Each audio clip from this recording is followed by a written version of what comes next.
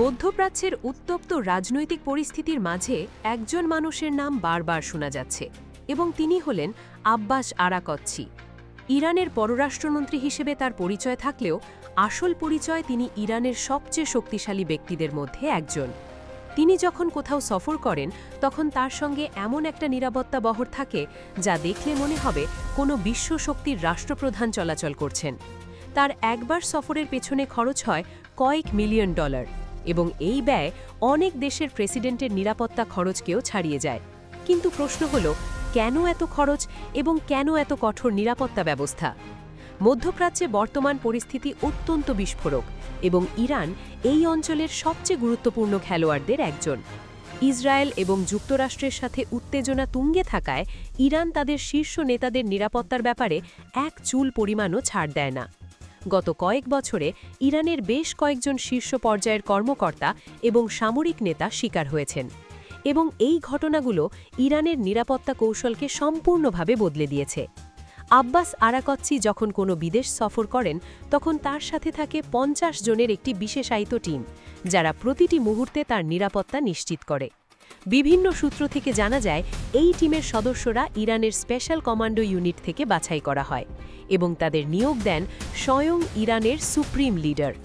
এই কমান্ডোরা অত্যন্ত উচ্চ প্রশিক্ষণপ্রাপ্ত এবং যে কোনো জরুরি পরিস্থিতিতে তাৎক্ষণিক পদক্ষেপ নেয়ার ক্ষমতা রাখেন। গোয়েন্দা সূত্রের খবর অনুযায়ী ইরানের IRGC অর্থাৎ ইসলামিক রেভলিউশনারি গার্ড ক্রাপসের সবচেয়ে দক্ষ কমান্ডোরা এই দায়িত্ব পালন করেন। তারা শুধু শারীরিক নিরাপত্তাই দেন না, বরং সাইবার নিরাপত্তা, বিষক্রিয়া প্রতিরোধ এবং গোপন যোগাযোগ ব্যবস্থা পরিচালনায়ও দক্ষ। আব্বাস আরাকচ্চির যাত্রায় সবচেয়ে চোখে পড়ার মতো বিষয় হল তার গাড়ির বহর। তিনি যে গাড়ি বহরে চলাচল করেন তাতে থাকে 18 থেকে 30টি গাড়ি এবং প্রতিটি গাড়ি বিশেষভাবে নির্মিত। এর মধ্যে রয়েছে টয়োটা ল্যান্ড ক্রুজার এবং মার্সিডিজ বেঞ্জ এস ক্লাস কার সিরিজের গাড়ি, যা সম্পূর্ণ বুলেট প্রুফ এবং ছোটখাটো মিসাইল হামলা প্রতিরোধ করতে সক্ষম। এমনকি এই গাড়িগুলো বিষাক্ত গ্যাস আক্রমণ থেকেও সুরক্ষিত। প্রতিটি গাড়ির দাম প্রায় $4 লাখ এবং সেগুলোতে আছে বিশেষ সাজোয়া প্লেটিং, যা উচ্চ ক্ষমতার রাইফেল থেকে ছোড়া গুলিও ভেদ করতে পারে না। সাম্প্রতিক সময়ে আব্বাস আরাকচ্চি যখন পাকিস্তান সফরে গিয়েছিলেন তখন বিশেষ কার্গো বিমানে করে তার সম্পূর্ণ গাড়িবহর নিয়ে যাওয়া হয়েছিল। এটা অত্যন্ত ব্যয়বহুল একটি প্রক্রিয়া, কিন্তু ইরান এতে কোনো আপোষ করে না। আরও মজার বিষয় হল তার মূল গাড়ির সাথে আরও 2 থেকে 3টি একই মডেলের গাড়ি চলাচল করে, যাতে শত্রুপক্ষ বুঝতে পারে না তিনি আসলে কোন গাড়িতে বসে আছেন। এই কৌশল সাধারণত মার্কিন প্রেসিডেন্ট এবং রাশিয়ার প্রেসিডেন্টের ক্ষেত্রে ব্যবহৃত হয়, কিন্তু ইরান এখন তাদের পররাষ্ট্রমন্ত্রীর ক্ষেত্রেও এই ব্যবস্থা নিয়েছে। কিন্তু আসল রহস্য লুকিয়ে আছে আকাশে। আব্বাস আরাকচ্চি সাধারণত খুব সীমিত পরিসরে বিদেশ সফর করেন এবং তিনি যে বিমানে চলাচল করেন সেটি কোনো সাধারণ বিমান নয়। তিনি সাধারণত ইরান এয়ারলাইন্স স্পেশাল এডিশন বিমানে যাত্রা করেন এবং কখনো কখনো মেরাজ এয়ারলাইন্সের বিমানও ব্যবহার করেন। এই বিমানগুলো বাইরে থেকে দেখতে সাধারণ মনে হলেও ভেতরে সম্পূর্ণ ভিন্ন গল্প। এগুলোকে ডুমসডে প্লেন বলা হয়, কারণ এই বিমানের ভেতরে রয়েছে বিশেষ কমান্ড সেন্টার। জরুরি পরিস্থিতি তৈরি হলে এই বিমানের ভেতর থেকেই দেশের সমস্ত কমান্ড সেন্টারের সাথে সরাসরি যোগাযোগ করা সম্ভব।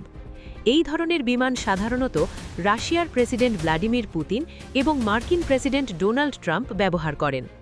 ইরানের একজন পররাষ্ট্রমন্ত্রী এমন উন্নত নিরাপত্তা ব্যবস্থা ব্যবহার করছেন, এটা নিজেই একটা বিস্ময়কর বিষয়। কিন্তু আরও আশ্চর্যের বিষয় হল, এই বিমান যখন আকাশে ওড়ে তখন তার সাথে থাকে বেশ কয়েকটি ফাইটার জেট। কখনো কখনো এর সাথে F-4 টমক্যাট সিরিজের যুদ্ধবিমানও উঠতে দেখা গেছে, যেগুলো পুরনো মডেল হলেও ইরান সেগুলোকে আধুনিক সব সরঞ্জাম দিয়ে আপগ্রেড করেছে। এছাড়া রাশিয়া থেকে পাওয়া MiG-29 যুদ্ধবিমান এবং রাশিয়া সফরের সময় তো Su-57 সিরিজের অত্যাধুনিক যুদ্ধবিমানও তার বিমানের সাথে এসকর্ট হিসেবে উড়েছিল। এই ধরনের নিরাপত্তা ব্যবস্থা সাধারণত কোনো দেশের সর্বোচ্চ নেতার জন্য দেয়া হয়, কিন্তু ইরান তাদের পররাষ্ট্রমন্ত্রীর ক্ষেত্রেও এই ব্যবস্থা নিশ্চিত করেছে।